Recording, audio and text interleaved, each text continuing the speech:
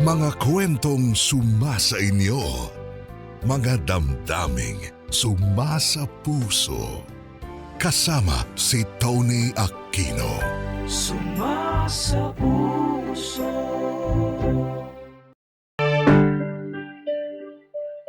Tony, ako si Aris, 37 anyos at taga Cavite.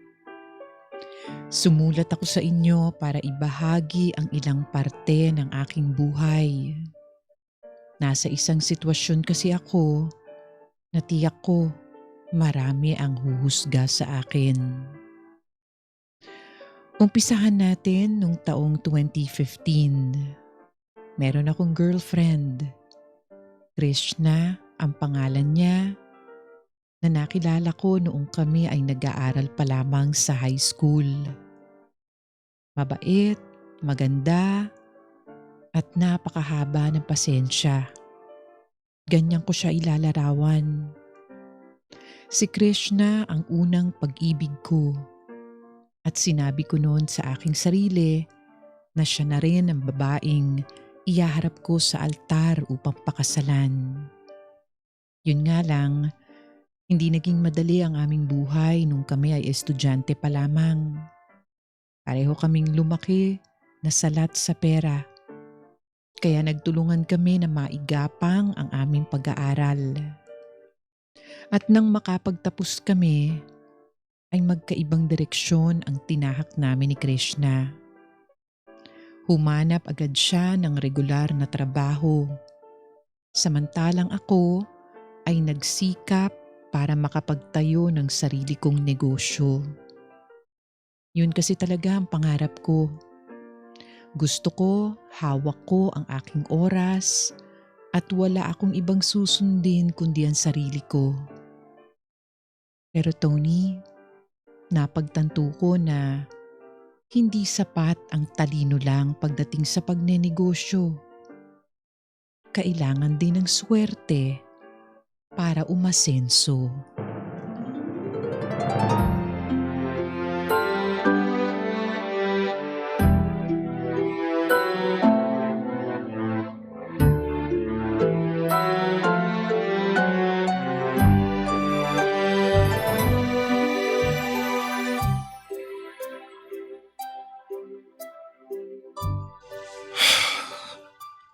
Wala na.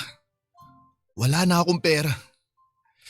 Anak naman ang lente kung minamalas ka nga naman, oh. Paano na to? Hindi pa nga nasisimulan yung negosyo ko. Nasa isip ko pang halang yung plano tapos natangay na ng ibang tao yung pera.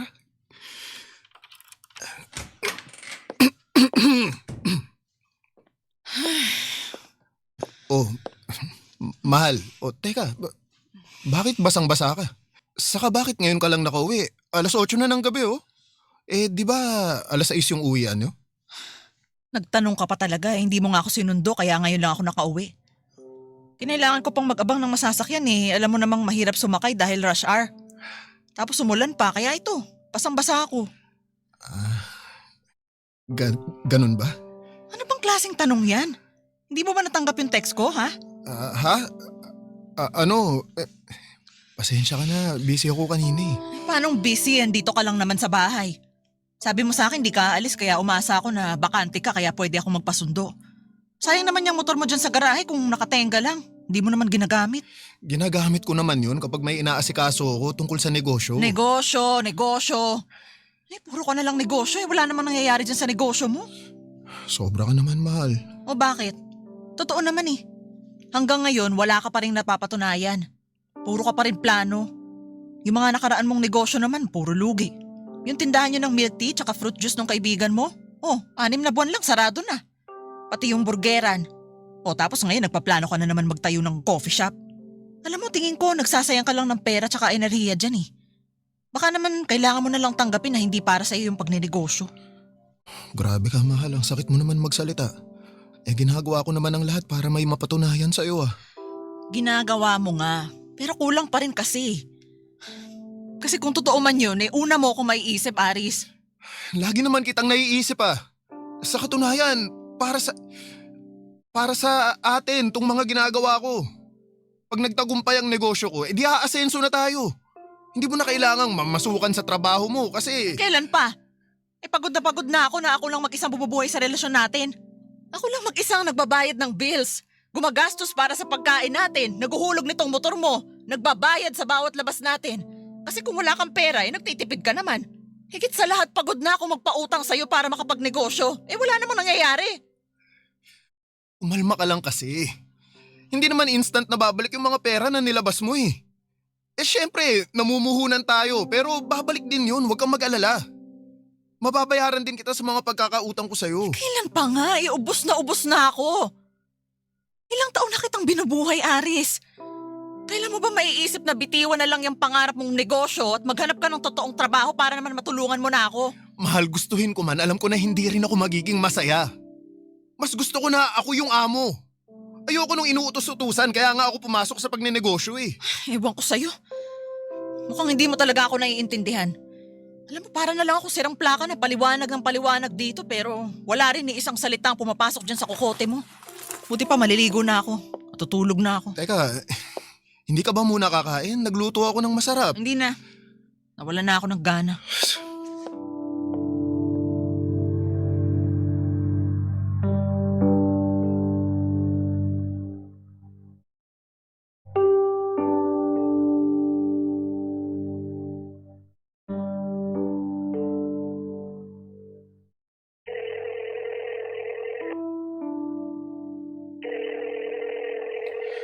Tol, sagutin mo ng tawag ko.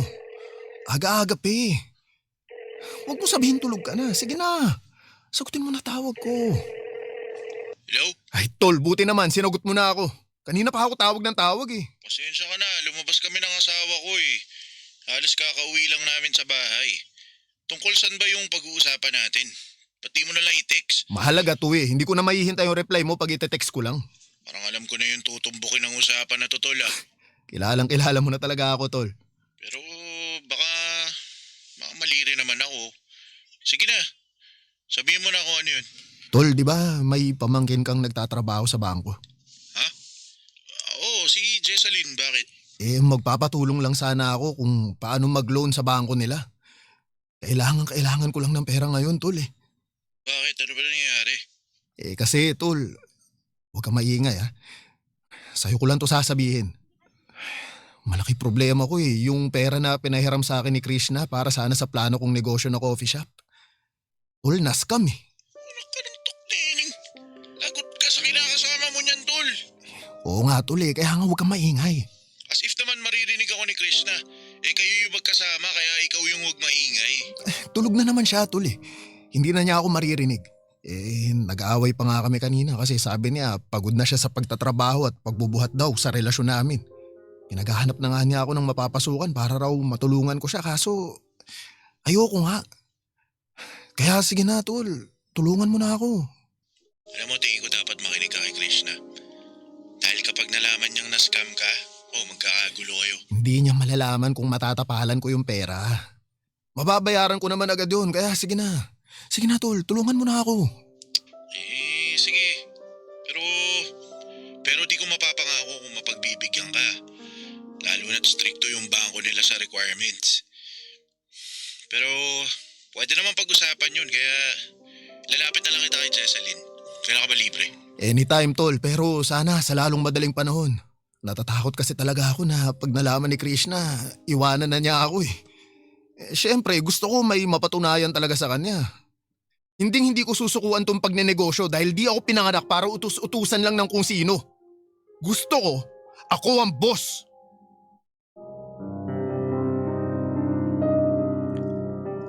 Tony, ang laki ng takot ko noon na madiskubre ni Krishna na yung kapital na ipinahiram niya sa akin ay na-scam lamang. Hindi ko na ididetalye kung paano nangyari, pero sa madaling salita, nagtiwala ako sa mga maling tao. Mga tao na akala ko ay malapit kong mga kaibigan. Yung pala, sila ang magdadala sa akin sa kapahamakan. Ang tanging hangad ko lamang naman noon ay magkaroon ng maayos na hanap buhay para makapag-ipon sa kinabukasan namin ni Krishna. Nagtatrabaho kasi si Krishna sa isang malaking hotel. Wala siyang katungkulan pero maayos ang pasweldo sa kanila. Araw-araw pa siyang nakakatanggap ng mga tip mula sa mga guest nila. Pero minalas ako at nawala ang perang pinaghirapan ni Krishna. Kaya namang ginawa ko ang lahat para mabuno ang kinakailangan kong pera. Umutang ako sa bangko, sa iba ko pa mga kaibigan, at kahit sa mga online lending application. Pero hindi ito naging sapat. Kaya umabot ako sa puntong kinailangan ko nang magbenta ng gamit para magkaroon ng malaking halaga ng pera.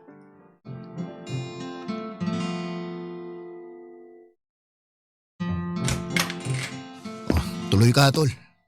Halika, dali. O yan. Ayan na yung mga gamit ko. Sapatos, jacket, relo na pwede kong ibenta. Mamahalin yung mga yan at hindi ko naman masyadong ginagamit. Lalo na yung mga sapatos. Pwede mong tingnan yan tapos sabihin mo sa akin kung nasa magkano kapag ibebenta. Oo, sige. Pero wala ba rito si Krishna? Papupuntahin ba kita dito kung nandito siya? Eh di nayari tayo doon, lalo na ako. Hanggang ngayon wala pa rin siyang kaalam-alam sa nangyari sa'yo. Oo, at wala talaga siyang dapat malaman kung hindi magkakagulo kami. Ewan ko ba naman kasi sa'yo, tol? Bakit kasi ang taas-taas ng pride mo? Mas gugustuhin mo pa yung ganito na may tinatago sa kinakasama mo. Tol, problema ko na yun. Hindi mo na yung dapat problemahin. Ang magagawa mo na lang, tulungan ako. O ito, ano, kumusta yan? Teka lang, tinitingnan ko pa tong sapatos mo. Ganda ano? Parang isang beses ko lang nasuot yan eh. Regalo sa akin ni Krishna pero hindi ko ganong gusto yung kulay. Eh ginagamit ko na lang para naman hindi siya magtaka at magtampo. Pero alam ko, mamahalin yan. Parang nasa 5,000 yata. Kaso kasi tol, di na masyadong uso yung ganitong kulay at design. Kaya baka kalahati lang mabigay ko sa'yo na presyo. Magkano na lang naman kasi ito mabibenta eh. Tol, kalahati ang baba naman nun. Hindi ba pwedeng kahit 4,000? Wala namang sira yan o. Tingnan mo, ni alikabok nga wala. Pasensya ka na tol, lugi naman kami nun ni Mrs. O sige. Eto kayang relo na to. O, 2 beses ko lang yan nasuot kasi hindi ko rin gusto yung itsura. Regalo rin ni Krishna na pinag-awayan pa namin kasi sabi ko may iba akong relo na gusto sanang bilhin. Sana sinabi niya sa akin na re-regaluhan ako, di ako yung nakapili. Alam mo ibang klase ka rin no? Ikaw na nga ito niregaluhan, ikaw pa yung reklamador. Tol, doon lang tayo sa praktikal. Gagastos ka na nga rin sa tao na pagre-regaluhan mo, dapat siguruhin mo na magugustuhan na nito para pareho kayong masaya, di ba? Sabagay. O sige. Magkano mo bibilhin yan? O teka, itong resibo para may basehan ka. Tingin nga. Sino yun? Ba't ako yung tinatanong mo? Teka, puntahan ko lang ha. Krishna? Oh, bakit parang nakita ka naman ng multo dyan, mahal? Siyempre, nagulat ako kasi akala ko mamaya ka pa uuwi. Di ba sabi mo lalabas kayo ng mga katrabaho mo? Anong nangyari dun? Hindi na kami natuloy kasi nagkasabay-sabay schedule nung iba naming katrabaho. Kaya umuwi na lang ako. Teka, padaan nga.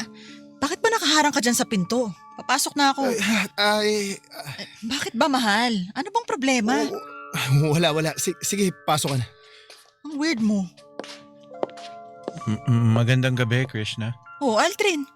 Anong ginagawa mo rito? Tsaka bakit nakalabas yung mga gamit mo rito, mahal?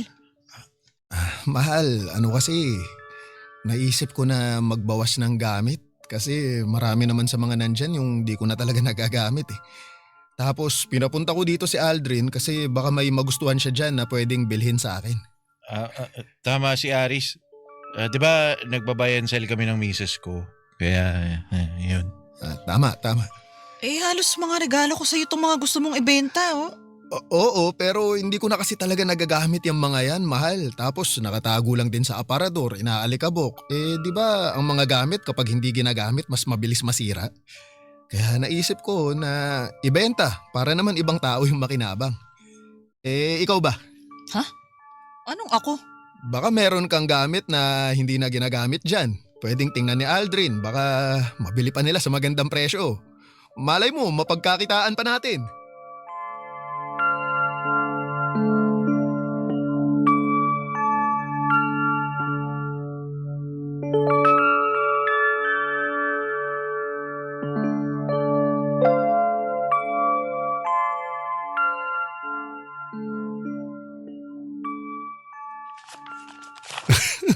Yun no, mukhang marami-rami tong kinita natin sa mga gamit na nabenta natin kay Tol Aldrin kanina. Sayang talaga yung mga gamit mo, mahal. Hindi niya natingnan. Kung sakali, baka mas malaki pa kinita natin, no? Hindi naman ako yung klase ng tao na basta-basta magbebenta ng mga gamit, no? Kahit nasabihin mo pang di ko naman ginagamit. Kasi may sentimental value sa akin yung mga yun. Sinasabi mo ba na walang sentimental value sa akin yung mga gamit na binenta ko? Aba, ewan ko sa'yo. Siyempre meron naman kahit papano. Pero kilala mo naman ako na hindi masyadong madamdamin pagdating sa mga gamit, di ba? Saka mas may value tong pera na kinita ko. Mas malaki ang pakinabang nito sa akin ngayon, mahal. Matanong nga kita. Para saan mo ba gagamitin yung pera na yan? Sa negosyo na pinaplano ko. Eh di ba pinahiram na kita ng kapital doon? Huwag mong sabihin na kulang pa yun. Ikaw nga may sabi na sobra-sobra na yun, di ba? Mahal, akala ko lang pala yun pero nung nandun na ako sa aktual na canvassing ng mga materyales, mas mahal pala. Tapos, eto, nahihiya naman akong manghiram pa sa'yo kasi nga, ang laki na rin ng kapital na inutang ko sa'yo. Hindi ako naniniwala sa'yo. Ha? Bakit naman? Kung talagang kulang yung kapital na pinahiram ko, bakit pati gamit ko gusto mong ibenta at pagkakitaan? Sa nakikita ko sa'yo kanina parang desidido ka ng kumita ng pera eh. Kaya hindi ako naniniwala na kulang ang pera na hawak mo para umabot ka pa sa bentahan ng gamit. Mahal, kulang nga kasi. Saka sabi ko nga sa'yo, nahihiya na ako sa'yo mangutang. Wala naman akong ibang pinagkakakitaan kaya eto na lang yung naisip ko na paraan. Sigurado ka ba na nagsasabi ka ng totoo? Oo naman. Bakit hindi ka makatingin sa akin ng diretsyo? Oh, saka bakit kanina ka pa nauutal dyan? Aris, kilala kita. Alam ko kapag nagsisinungaling ka, umamin ka na bago pa tayo mag-away. Kahit na hindi naman ako umamin, aawayin mo pa rin ako eh. Di ba? Diyan ka magaling. Oh, bakit bigla mong binabalik sa akin yan? Nagtatanong lang naman ako. Saka anong ibig mong sabihin, ha? Alam mo, umamin ka na kasi. Krishna naman eh. Isa, Aris. Huling-huli ka na, oh. Saan mo gagamitin yung pera na pinagbentahan mo ng mga gamit mo, ha? Sa ano? Sa mga utang ko na kailangan kong bayaran. Ano? Utang saan? Kanino? Basta marami sa bangko, sa mga lending app, sa mga tao. Aris naman! Bakit hindi mo sinabi sa akin to? Bakit ngayon lang, ha? Kasi nga ayaw na kitang idamay sa mga problema ko. Alam ko, pagod ka ni. Saan mo ba ginamit yung mga pera na yun, ha? Sa negosyo ko, syempre. Tapos, may nangyari kasi. Ano nangyari, ha? Mahal, Ano? naloko ako eh. Hindi lang isang beses, 2. 3 na nga yata. May mga tao kasi ako na pinagkatiwalaan tapos wala na, tinangay lang ng mga siraulong yun yung pera ko. Anong sinabi mo? Kaya ka pala lubog na lubog ngayon sa utang, Aris eh. Ano ba? Nag-iisip ka ba talaga? Oo naman, nag-iisip ako. Sobra ka naman makapagsalita, Krishna. Ano tingin mo sa akin? Porke ganito lang yung nangyayari eh. Nasa lusak na nga yung tao, lalo mo pa akong nilulugmok. Saka ginagawan ko na naman ng paraan, di ba? Di na nga kita dinadamay eh.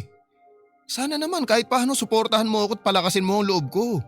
Hindi yung ganito na para bang sinisisi mo pa ako. Tony, nauwi kami sa sumbatan at matinding away ni Krishna. Hindi ko na rin napigilan ang sarili ko na pagtaasan siya ng boses dahil alam kong guilty ako sa mga patutsada niya sa akin. Sumama rin ang loob ko dahil imbis na damayan niya ako, ay mas inuna pa niyang sisihin ako sa lahat ng kamalasang nangyayari sa akin. Magkahalong galit at lungkot ang mga salita ni Krishna. Lalo na nung nalaman niya na ang huling kapital na pera na pinahiram niya sa akin ay naglaho na lamang na parang bula. Tony, aminado naman ako na naging padalos-dalos ako sa paghawak ng pera. Yun ay dahil gigil akong madoble o matriple ang halaga na meron ako. Kaya nga nagsisisi ako ng sobra. Pero hindi ko na rin naman maibabalik pa kung ano ang nawala sa akin. Ang hindi ko lang inasahan ay bukod sa pera, tuluyan na rin pala akong mawawala ng girlfriend. Dahil makalipas lang ang ilang araw matapos ang matinding away namin, nauwi rin kami ni Krishna sa hiwalayan. Pagod na siya sa kakaintindi sa akin at ako naman pagod na rin katatanggol sa sarili ko. Tony, makalipas ang halos isang buwan, humupa rin ang aking emosyon. Nawala na ang galit ko kay Krishna. Napalitan na ito ng pangungulila. Sinubukan kong muling ibalik ang komunikasyon namin ni Krishna. Tiwala kasi ako na pareho kaming bukas pa rin sa balikan. Kasi ilang beses na kaming nag-away at naghiwalay, pero nagkakabalikan din naman kami makalipas ang ilang araw. Minsan pa nga, ilang oras lang. Yung huling hiwalayan lang namin ang pinakamatindi sa lahat. Kaya hindi ako makapaniwala nung tumanggi si Krishna na balikan ako. Sa halip, pinutol niya ang aming komunikasyon at hindi na nagpakita pa. Matagal na panahon akong lugmok noon. Pero ginising ko ang aking sarili. Kailangan kong makabangon muli. Kailangan maitaas ko ang antas ng aking pamumuhay. Kung ano-anong racket ang pinasok ko. Kung kani-kanino ako kumapit para lamang makaahon. Nagdoble kayod talaga ako. Nang sa gayon ay makita ni Krishna na karapat-dapat pa rin ako sa kanya.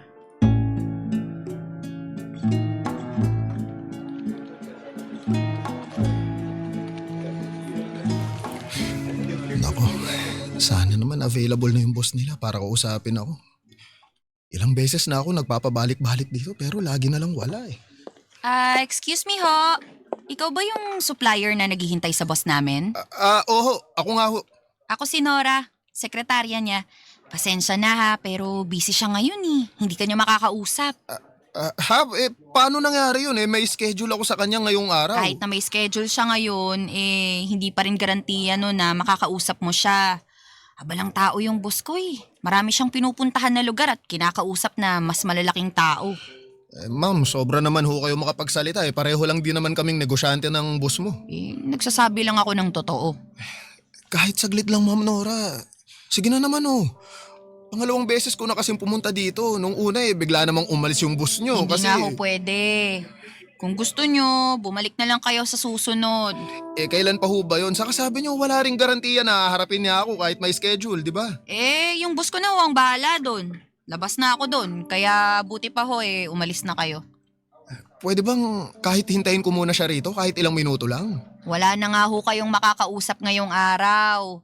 Maghihintay lang kayo sa wala, magsasayang lang din kayo ng oras nyo. Bad trip naman oh. Ano ho yun? Wala ho. Sabi ko aalis na rin ako, magbabanyo lang. Sige ho. Kainis naman. Ang sungit naman nun, akala mo kung sino sekretarya lang naman. Pasabi-sabi pa na masasayang ang oras ko sa paghihintay. Kanina pa nga nasayang yung oras ko sa pagpunta pa lang dito. Ibang klase. Kung di lang talaga malaking kumpanya to, di ko na o-offeran ng serbisyo namin to eh. Buti pa makaalis na. Excuse me! Excuse me! Sandali lang ho! Ako ba yung tinatawag? Oo, kayo nga. Bakit ho? Kayo po ba yung supplier ng mga itlog? Oo, ako nga ho. Bakit ho? Ako si Lalaine, isa sa mga sekretarya rito.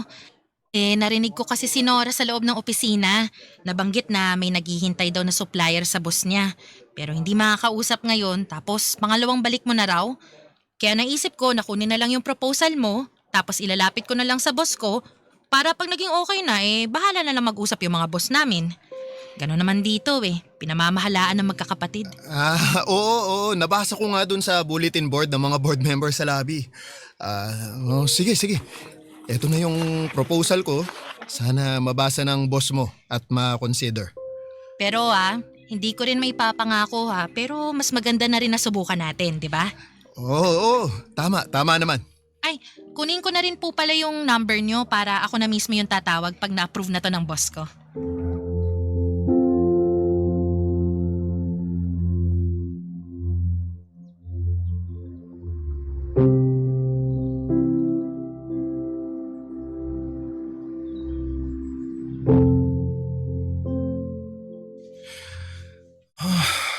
Ay, grabe. Kumusta na kaya yung proposal ko na binigay kay Lalin?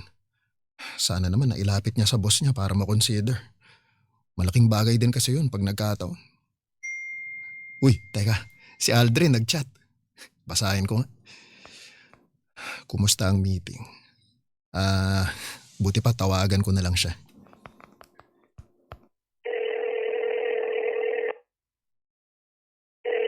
Hello, Tol. Sorry tol, tinamad ako mag-chat kaya tinawagan na lang kita. Wala namang kaso yun. Musta? Ano balita? Eto, walang balita. Ha? Paano walang balita? Huwag mo sabihin, di mo ulit nakausap yung boss mo dun sa kumpanya na pinuntahan mo. Oo, ganun na nga. Sabi kasi nung Nora, yung sekretarya niyang nuknukan ng taray, busy daw yung boss niya at kahit may schedule na ako, wala pa rin daw garantiya. Nakaharapin ako. Kaya sayang lang yung pagpunta ko dun kanina.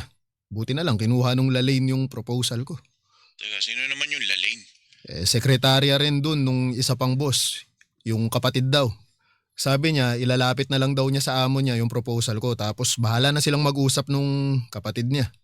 Pumayag na rin ako kaysa umalis na naman ako dun ng walang napapala. Sana nga lang makonsider nung boss niya. Tatawagan na lang daw niya ako. Naniniwala naman ako na makukonsidera yan basta tiwala ka lang. Salamat tol Lang naman. O sige na, balitaan mo na lang ako. Sige na, ibababa ko na. Ay, buti pa makakain na nga muna ng hapunan. Oh, sino naman tong tumatawag? Number lang. Sige na nga, buti pa sagutin ko na to. Hello, sino to? Hello, magandang gabi. Si Aris ba to? Ako to, si Lalaine. Oh, Lalaine. Magandang gabi rin. Napatawag ka. Oo, gusto ko kasing ibalita sa'yo na nabasa ng boss ko yung proposal mo. Tapos, pinasa na sa kanya ng kapatid niya yung paghahanap ng supplier, kaya siya na raw yung makikipag-meeting sa'yo. Talaga? Ibig sabihin, na-consider ng boss mo yung proposal ko? Oo, interesado siya kaya sabi niya maglalaan daw siya bukas ng 1 oras sa hapon para sa'yo. Naku, magandang balita yan. Kaya galingan mo Gusto pa naman ng boss ko yung malinaw kausap, walang paligoy-ligoy, lalo na pag presyong pinag-uusapan. Kaya suggestion ko sa'yo, ipaliwanag mo ng malinaw at direkta yung proposal mo. Nakikinig naman yun, tsaka kung may hindi siya naiintindihan, nagtatanong din. Mabait din naman yun kahit mukhang istrikto. Basta ang ayaw na ayaw lang nun, yung nahuhuli ka sa oras. Kaya agahan mo rin ang dating, ha? Oo naman, Lalaine. Sige, aagahan ko. Malaking bagay din naman sa akin to, kaya syempre hindi ko to sasayangin. Buti naman. Good luck, Aris. Salamat. At saka salamat din sa'yo, ha? Sa akin? Ano namang ginawa ko? Kasi tinulungan mo ako. Kung hindi mo kinuha kanina yung proposal ko at di mo nilapit sa boss mo, sigurado hindi ako mabibigyan ng tsansa bukas na maipropose yung business ko. Nako, wala yun. Maliit na bagay lang yun. Tsaka nasa iyo pa rin naman kung makukuha mo yung trabaho. Kaya galingan mo. Tony, ang maliit na bagay na ginawa ni Lalaine ay malaking bagay para sa akin. Yun na ang naging hudyat ng malaking pagbabago sa buhay ko. Nakapasa ako bilang isa sa supplier ng kumpanya ni Lalaine. Dahil sa nangyari, malaki ang pasasalamat ko hindi lamang sa boss ni Lalaine, kundi sa kanya na rin mismo. Kaya naman nung nagkaroon ako ng pagkakataon, ay inaya ko si Lalaine na kumain sa labas bilang pasasalamat. Naging magkaibigan kami at hindi nagtagal ay nagdesisyon ako na ligawan siya. Oo, gusto ko si Lane. Maganda siya at tulad ni Krishna, sobrang bait din. Pero aaminin ko, malaking parte sa akin ang gustong makasama si Lane dahil na rin sa mga benepisyo na pwede kong makuha kapag siya ang girlfriend ko.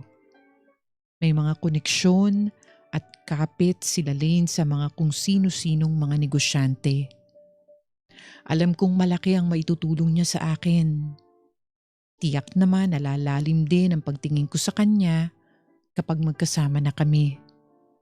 At totoo naman, natutunan ko ring mahalin ng totoo si Lane.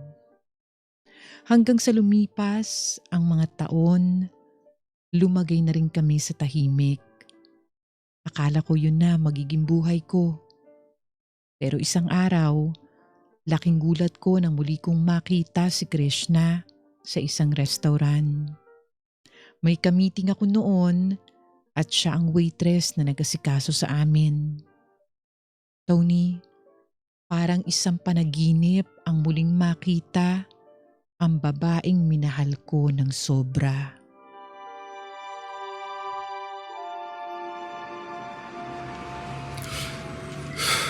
Paano ba to? Kakausapin ko ba siya o uuwi na lang ako? Pero sayang yung pagkakataon kung palalampasin ko pa eh. Ay, tumatawag si Lane. Sagutin ko na nga muna. Hello, Han? Hello, Han. Kamusta ang meeting mo? Asan ka na? Nandito pa ako sa parking lot, Han. At maganda naman ang resulta ng meeting ko kasi nakuha ko yung deal. Talaga? Uy, congratulations, Han. Grabe, proud na proud ako sa'yo. Hindi ko naman to magagawa kundi dahil sa'yo na palaging naniniwala at nagtitiwala sa akin, Han eh. Oo, pero ikaw pa rin ang trumabaho niyan. Grabe, proud na proud ako sa asawa ko. Ay, dapat i-celebrate natin yan, Han. Oo, Han, pero baka malate ako ng kaunti sa pagsundo ko sa'yo dyan mamaya kasi baka maipit ako sa mabigat na traffic eh. Alam mo na, rush hour pa naman. Kung gusto mo, bukas na lang tayo lumabas para mag-celebrate. Wala namang problema yon. Pareho naman tayong bakante bukas eh. O basta, mag-iingat ka pag-uwi. Oo, Han, salamat. Ibababa ko na muna tong tawag ha kasi magmamaneho na ako eh. Mag-a-update na lang ako sa chat. Sige, Han. Bye! Bye! Pasensya ka na, Han, pero palusot ko lang naman sa'yo yun. May tao lang talaga akong kakausapin ngayon eh. Ayun na siya, palabas na ng restaurant. Tawagin ko na. Krishna! Krishna, sandali lang! Aris? Oo, ako nga. Akala ko nakaalis ka na kanina paglabas niyo ng restaurant ng kasama mo. Hindi. Hinihintay talaga kita dito sa parking lot na lumabas. Ako? Oo. Tapos na ba yung shift mo? Oo. Tapos na. Sige, buti naman. Pwede bang mag-usap muna tayo kahit sandali? Kung ayos lang, syempre. Nagmamadali ka ba? Hindi naman. Pero bakit? Ano bang pag-uusapan natin? Halika, doon tayo sa loob ng kotse ko mag-usap. O sige. O, pasok ka na. Salamat.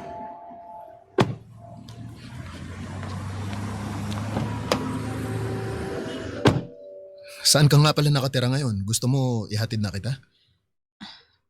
Ang sabi mo mag-uusap lang tayo. Bakit mo ko ihahatid? Wala naman. Naisip ko lang para hindi ka na mamasahe. Salamat, pero kaya ko naman ang sarili ko eh. Ganun ba? O sige, hindi na kita pipilitin.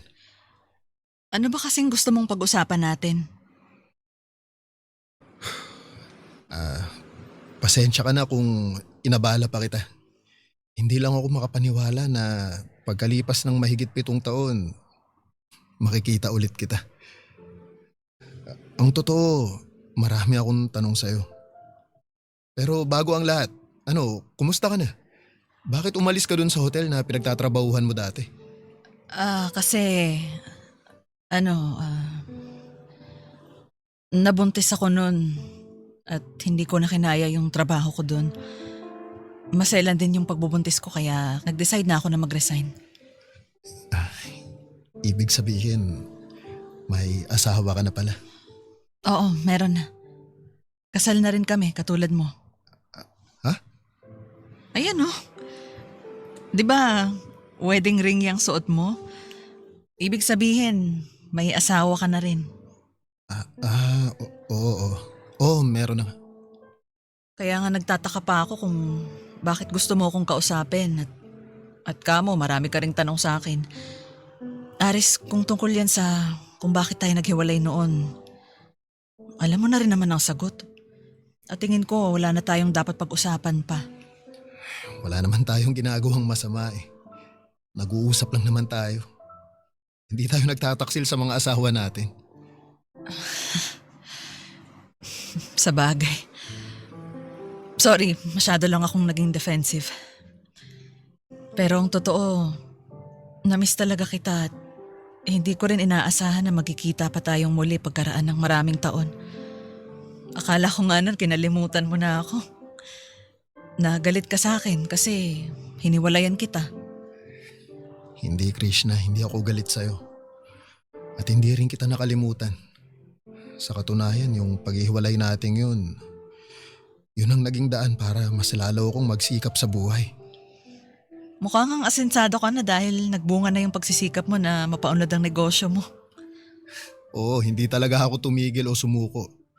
Dahil alam ko na magagawa ko namang umunlad eh. Kung ganun, masaya ako para sa'yo kasi natupad mo na yung matagal mo ng pangarap.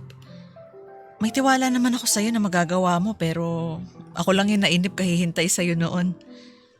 Pero wala naman akong pinagsisisihan. Kahit na hindi tayo nagkatuluyan, at least, malaki naman ang iniunlad mo bilang tao at maipagmamalaki mo yun kahit kanino. Tony, malaki ang pinagbago ni Krishna. Pumayat siya, lumalim ang mga mata, at nawala ang pagiging masiyahin. Kitang-kita sa kanya na tila napakarami niyang pinagdaan ng pagsubok. Kaya naman inusisa ko talaga kung anong nangyari sa kanya mula nang maghiwalay kami. Nung una ayaw pang magkwento ni Krishna pero kalaunan ay napaamin ko rin siya. Malupit at abusado ang kanyang napangasawa. Nagawa rin siyang lukuhin at iwan para sa ibang babae. Ang masama pa nito ay bihira lang din daw na magsustento yung lalaki, kaya kinailangan niya ng kabilaang hanap buhay. Aaminin ko, naawa ako sa sinapit ni Krishna. Ibang-iba sa maalawang buhay na tinatamasa ko. Doon na ako nakagawa ng isang mabigat na desisyon. Tony, si Krishna ang inspirasyon ko para magsumikap. Sa bawat perang kinikita ko, sumasagi siya sa isip ko. Bukod sa aking sarili, si Krishna ang gusto ko na maging proud sa akin. Gusto kong makuha ang kanyang paghanga. Lalo na't maraming beses ko siyang nabigo noon. Oo, pareho na kaming kasal sa iba. Pero alam naman natin na lahat ng bagay ay maaaring gawa ng paraan. Dahil aaminin ko, hindi nawala sa puso ko si Krishna. At kung paghahambingin, mas nakahihigit pa rin ang nararamdaman ko sa kanya kesa sa asawa ko. Kinuha ko ang contact number at address ni Krishna. Doon na kami nagsimulang mag-usap bilang magkaibigan. Kilala ko si Krishna. Alam kong hindi siya agad papasok sa isang ipinagbabawal na relasyon. Kailangan ko munang makuha ang kanyang tiwala. Kailangan ko munang maipakita sa kanya ang mga magagandang pwedeng mangyari kapag nagkabalikan kami. May pera na ako. Kaya ko nang ibigay sa kanya ang lahat. Lalo na ngayon na hirap siya sa buhay at merong anak na umaasa sa kanya. Kaya naman ginagawan ko ng paraan na makita si Krishna. Bawat alis ko sa bahay ay hindi pwedeng hindi ko siya pupuntahan. Sinuyo ko siya na akala mo wala kaming mga asawa.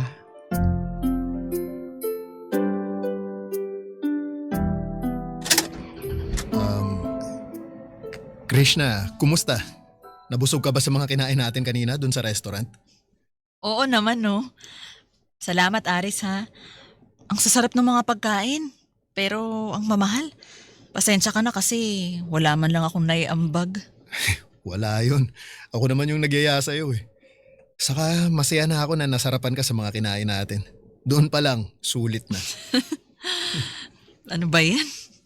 Bigla naman akong nahiya. O bakit? Wala ka naman dapat ikahiya eh. Teka lang ah. Ano yun? Bago kita ihatid sa inyo eh, may gusto sana akong ibigay sa'yo. Ibigay sa akin? Ano yun? Teka, kunin ko ah. Eto. Para sa'yo, Krishna. Ano to, Aris? Bakit may pabulaklak ka pa? Kanina ko pa yan binili bago tayo magkita. Ngayon lang ako nagkalakas ng loob na ibigay sa'yo. Tanda ko pa na paborito mo yung mga rosas na kulay puti, kaya ayan, binilhan kita. Salamat ha, pero hindi mo naman ako kailangang bigyan ito eh. Alam ko, pero hindi ko rin masawa yung sarili ko eh. Sa katunayan, habang papunta ako rito para sunduin ka, alam mo, excited talaga ako. Gusto ko na ngang madaliin na tapusin yung meeting namin ng kausap ko kanina para mahaba-haba pa yung oras nating magkasama eh. Aris, gusto ko lang ipaalala na may kanya-kanya na tayong mga asawa ha. Saka pumayag lang naman ako na makipagkita sa'yo kasi gusto ko lang na merong kausap. Bilang kaibigan, ganon. At ikaw yung naisip ko kasi kilala mo na ako bilang may pinagsamahan tayo noong araw. Pero walang mali siya yung pagkikita natin. Pero para sa akin meron kasi kahit na anong gawin ko, hindi pa rin kita maalis sa puso at isip ko, Krishna. Mahal pa rin kita. At kahit na matagal na panahon na ang lumipas, hindi yung nagbago. Ano bang pinagsasasabi mo? Aris naman eh. Kasasabi ko lang na may asawa na tayo pareho. Hindi ka ba nakukonsensya sa ginagawa mong yan sa misis mo? Hindi. At alam ko naman yun, pero hindi ka ba nakikinig? Mahal pa rin kita, Krishna. Hindi lang mahal. Mahal na mahal at ngayon na nagkita na tayo ulit, hindi ko nakakayanin na mawalay ka pa sa akin. Ang tagal kong hiniling na sana pagtagpuin ulit tayo ng kapalaran. At ito, natupad na yun ngayon. Alam ko rin na itinakda itong mangyari lalo na kailangan mo ako dahil sa pinagdaraanan mo ngayon dyan sa asawa mo. Pero paano naman yung asawa mo, ha? Sigurado ako na kung malalaman niya to magkakagulo kayo. Baka nga hiwalayan ka pa niya hindi ko naman maaatim yun. Krishna, hindi niya malalaman. Ako nang bahala dun. Mali pa rin to, Aris. Bakit? Bakit? Hindi mo na ba ako mahal? Yung totoo, Krishna. Alam ko na mahal mo pa rin ako pero mas pinipili mo lang na ipagtabuyan ako ngayon. Kahit na mahal pa kita, hindi na nga tayo pwede. Ilang beses ko bang dapat sabihin sa'yo yun? Pwede naman eh. Kahit nakasal na ako. Kahit nakasal ka na, pwede pa rin tayong magsama. Kung tutuusin nga, iwalay na kayo nung asawa mo nung mas piliin niya yung kabit niya. Kaya gagawin mo rin akong kabit, ganun ba? Bakit hindi? Kung yun lang ang paraan para di na ako malayo sa'yo at mas matulungan ko kayo ng anak mo. Sisiraan ka na talaga ng ulo eh. Sira na kung sira, pero anong magagawa ko? Mahal na mahal kita eh. Saka alam ko, Krishna. Alam ko na kailangan niyo ako ng anak mo. Lalo ngayon na iniwan ka na ng magaling mong asawa. Teka, tumatawag si Lalaine. Diyan ka lang, wag ka munang magsalita. Sasagutin ko lang to. Ayun na nga bang sinasabi ko eh. Tahimik ka lang muna. Baka lalong maghinala eh. Bahala ka. Hello, Han. napatawag ka. Hello, Han. Uuwi kasi anong oras na wala ka pa rin dito sa bahay? Nasaan ka na ba? Naku, nandito pa ako sa restaurant na pinag-meetingan namin. Actually, kakatapos lang talaga nung meeting dahil medyo na late yung client na kinita ko kanina. Tsaka napasarap naman yung kwentuhan namin nung dumating na siya. Dami rin kasi niyang tanong tungkol sa negosyo natin kaya sinigurado ko na masasagot ko isa-isa. Sayang din naman. Malaki-laki tong kliyente na to eh. Pero magdadrive ka pa ba niyan pauwi dito sa atin sa Cavite? Yun nga Han medyo pagod na ako tsaka inaantok na rin kaya siguro magche-check-in na lang ako sa hotel para doon na magpalipas ng gabi. Ayos lang ba sa'yo yun, Han? Oo naman. Kaysa naman magmaneho ka pa ng pagod at inaantok, baka mapahamak ka pa. Pero, Ano yon Han? Han, ikaw lang naman mag-isa, di ba? Anong ako lang mag-isa? Yung magche-check-in sa hotel, wala kang ibang kasama, tama? Ah, meron. Ikaw, pero nandyan ka nga lang sa Cavite. LDR muna tayo, Han. Han, seryoso ako. Seryoso rin naman ako, Han. Pero oo, ako lang mag-isa. Wala akong ibang kasama kaya huwag kang mag-alala. Okay. Salamat Pasensya ka na, Han. Di ko naman intensyon na pagdudahan ka pero ewan ko ba? Baka namimiss lang kita, lalo na't hindi kita katabi ngayon matulog. Ngayong gabi lang naman to, Han. Bukas, nandyan na ulit ako sa bahay para makasama mo kaya huwag ka nang masyadong mag-alala at mag-isip ng kung ano-ano, ha? Saka, mag-a-update ako sa'yo once makahanap ako ng malapit na motel. Kung gusto mo, mag-video call pa tayo hanggang makatulog tayo eh. Hindi naman na kailangan pang mag-video call, Han. Lalo na't alam kong pagod tsaka inaantok ka na. Sapat na yung mag-update ka sa akin para alam ko kung nakarating ka ng ligtas dun sa tutuluyan mong hotel. Okay, noted yan, Han. O paano? Drive na ako, ha? Sige, Han. Mag-iingat ka, ha? I love you. Tony, doon ko na napatunayan na totoo ang kasabihan na first love never dies. Kahit na dumating sa buhay ko si Lane, ay hindi naglaho ang pagmamahal ko sa unang babae na nagpatibok ng aking puso. Naisang tabi lang pero hindi tuluyang nabura. Kaya nung pagtagpuin ulit ay muling nabuhay ang pagmamahal ko para kay Krishna. Sa kabilang banda, mahal ko rin si Lane dahil siya ang tumulong sa akin. Sumuporta at dumamay ng mga panahon na walang-wala ako. Dahil doon, hindi ko siya iiwan. Itutuloy ko ang aming pagsasama. Yun nga lang, hindi ko maipapangako sa kanya na siya lang ang babae sa aking buhay. Hi Krishna, eto, may dala akong mga grocery. Para sa inyo ng anak mo. Ay naku, ang dami niyan. Teka, tulungan na kita. Hindi, ako na, kaya ko na to. Ay, nakakahiya naman, nagdala ka pa niyan. Sana hindi ka na nag-abala eh. Pasasalamat ko to kasi pinayagan mo ako na pumunta rito sa inyo para makilala yung anak mo. Malaking bagay sa akin to. Paanong di ako papayag Ang kulit-kulit mo. Ilang beses mo nang sinasabi sa akin na gusto mo ngang makilala ang anak ko, kaso nag-aalangan pa ako nun. Natatakot kasi ako na baka mapalapit siya tapos bigla ka namang mawawala. Naiintindihan ko naman kung bakit, pero pinapangako ko na hindi mangyayari ang kinatatakutan mo. Salamat. Pero sana nga. Tara, pasok ka na. JR? Halika anak. Kasama na ni Mama si Tito Aris mo. Mama! Uy! Hello JR! Ako si Tito Aris. Hello po, Tito. Naku, ang cute-cute mo naman. Ilan taon ka na ha? 5 years old po. Naku, tamang-tama. May binili ako laruan dito. Talaga po! Yay! Oo, ito. Marami akong binili rito pero wag mong buksan ng sabay-sabay ha. Dapat isa-isa muna. Pag natapos mo nang buuin lahat, saka mo buksan yung isa pang box. Baka kasi malito ka at magkahalo-halo. Opo, Tito. Salamat po. Walang anuman. Pag natapos mo lahat ng binili ko, ibibili pa kita ng marami, ha? Yay! O sige, kunin mo, dali. Wow! Ang dami po! Oo nga, ang dami naman yan, Aris. Ikaw talaga, dapat isa lang binili mo eh. Hayaan mo na. Saka kita mo naman na masayang masaya yung anak mo, di ba? Oo nga, hindi ko rin siya nabibilhan kasi ng ganyang karaming laruan. Salamat talaga ha. Walang anuman. Krishna, may sasabihin pala ako sa'yo. Ano yun? Nakahanap na pala ako ng maayos-ayos at mas malaki na apartment na pwede niyong lipatan ni JR. Nakapag-advance at deposit na rin ako doon at ako na rin ang bahala sa mga susunod na bayarin sa renta. Gusto ko nang lumipat na kayo doon para hindi na kayo nagtitiis dito sa tinitirhan niyo. Mas panatag kasi ako pag alam ko na nasa maayos na tirahan kayo. Naku naman, nakakahiya naman sa'yo, Aris. Wala kang dapat ikahiya.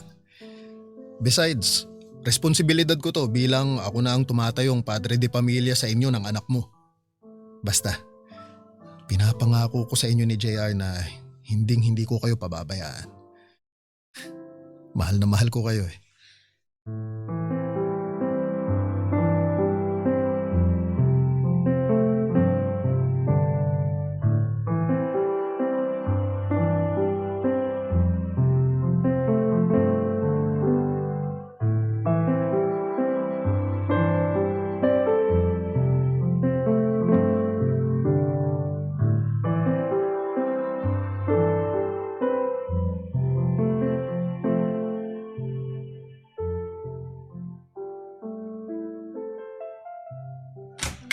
Han? Han, nandito na ako. Han, may pasalubong ako sa'yo, yung paborito mong cake. Nasaan kaya si Lalaine? Bakit ang tahimik ng bahay? Tulog na kaya siya? Buti pa, puntahan ko na lang sa kwarto. Baka nandun lang yan. Han? Oh. Han? Han, anong nangyari? Ha? Nandiyan ka na pala, Han. Ano to? Bakit ka umiiyak? May nangyari ba? Naku, wala. Wala naman. Kilala kita, Han. Alam ko kapag nagsisinungaling ka. Kaya sige na, sabihin mo na, makikinig ako sa'yo. Wala nga to. Siguro, hormones. Alam mo na, baka magkakaroon na rin kasi ako eh, kaya bagsak talaga yung emosyon ko. Tapos nitong mga nakalipas na araw eh, napapansin ko na parang sobrang busy mo sa trabaho. Kaya parang wala ka na tuloy oras para sa akin. Pero Han, wag mong mamasamain ha. Alam ko namang puro negosyong inaatupag mo eh. Pero namimiss kasi talaga kita. Lagi ka na lang lumuluwas sa Maynila. Lagi may mga tinatagpong kliyente. Tapos hindi mo na ako sinasama. Ay, pasensya na, Han ha. Nag-aalala kasi ako na baka mapagod ka sa biyahe. O di kaya mainip ka hihintay matapos yung mga meeting ko. Lalo yung ibang kliyente. Kailangan talagang upuan ng mas matagal para mailatag at maipaliwanag ko sa kanila yung negosyo natin eh. Alam ko naman yun. Pero willing naman ako maghintay eh. Kahit nga mag-mall na lang ako habang nasa meeting ka. Ayos lang sa akin yun. Basta isama mo ko, Han. Sorry ulit, Han. Hindi na kita natanong kung gusto mo bang sumama o hindi. Pero sige, hayaan mo. Sa susunod na meron ulit akong luwas sa Maynila, isasama na kita. Salamat, Han. Wala yun. Hindi mo kailangan magpasalamat lalo't nagkulang ako sa pagbibigay ng atensyon sa'yo. Mali yun, lalo na asawa kita eh. Kaya nga, ito, humihingi ako ng paumanhin. Hindi na mauulit. Pipilitin ko na makabawi sa'yo, okay? Sige, Hana. Maraming salamat. Pero ang totoo, may gusto kong aminin sa'yo, Han. Oh, ano yun? Kaya ako sobrang busy sa trabaho kasi nag-iipon ako ng pera para sa darating na wedding anniversary natin. Para sa Japan tayo makapag-celebrate. Di ba pangarap mong makapunta sa bansang yon? Pangarap ko rin yon kaya gusto ko na matupad natin. Oo nga, pangarap ko yun. Pero hindi mo naman kailangan pilitin ang sarili mo na makapag-ipon agad eh. Pwede pa rin naman tayong pumunta doon sa mga susunod nating anniversary. Alam ko naman yun, pero gusto kong sa ibang bansa naman tayo magdiwang sa mga darating na taon ng pagsasama natin. Kasi deserve mo na maranasan ang lahat ng mga magagandang bagay na yun. Mahal na mahal kita eh. Oh, mahal na mahal din kita, Han. Maraming salamat talaga. Walang anuman, ano ka ba? Basta, promise ko sa'yo. Babawi ako sa'yo, okay? Sige na nga.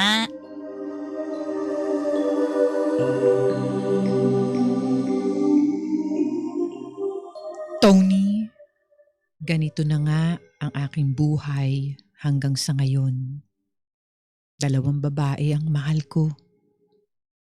Hindi sila nag-aagawan sa akin dahil may sarili silang mga espasyo. Higit sa kalahati nga lang ang kay Krishna. Pero sapat ang inilalaan kong pagmamahal para sa legal kong asawa. Walang ideya sila Lane na meron siyang kahati. Sa tagal kong dumidiskarte sa negosyo, magaling na akong magsinungaling. Kung hanggang kailan kami ganito, ay hindi ako sigurado. Ayoko munang isipin ang mga mangyayari bukas. Ang mahalaga sa akin ay yung ngayon. Hanggat walang nagrereklamo, hanggat walang nahuhuli, gagawin ko kung saan ako magiging masaya. Hanggang dito na lang at salamat sa pakikinig sa aking kwento. Sumasa puso, Aris. Sumasa puso sa Super Radio DZBB. Kasama si Tony Aquino. Sumasa puso.